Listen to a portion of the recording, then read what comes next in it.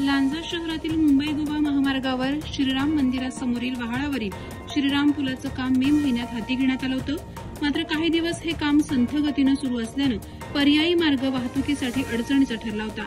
त्याचप्रमाणे या ठिकाणी मोठ्या प्रमाणात वाहतूक कोंडी आणि येथील पाणी नागरिकांच्या घरात घुसत होतं, त्यामुळे तीव्र संताप व्यक्त केला जात होता. लांजावासियांकडून ठेकेदार कंपनीच्या कामाबाबत तीव्र असंतोष निर्माण झाला होता.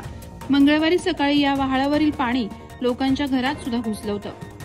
लोकांची ही गैरसोय लक्षात घेऊन काल सोमवारी जिल्हाधिकारी एम देवेंद्र सिंग यांनी लांजा शहराला भेट देऊन परिस्थितीची पाहणी केली होती. तसंच आमदार किरण सामंत यांनी देखील महामार्ग ठेकेदार कंपनी आणि बांधकाम विभाग यांना तातडीच्या सूचना दिल्या होत्या. या पार्श्वभूमीवर अखेर महामार्ग ठेकेदार कंपनीनं लोकांची होणारी गैरसोय लक्षात घेऊन युद्धपातळीवर काम हाती घेत महामार्गावर नव्यानं बांधण्यात आलेला श्रीराम पूल वाहतुकीसाठी खुला केला. आज मंगळवारी सायंकाळी 6 वाजता हा मार्ग वाहतुकीसाठी खुला करण्यात आल्यानंतर या नव्या पुलावरून वाहतूक सुरू झाली आहे.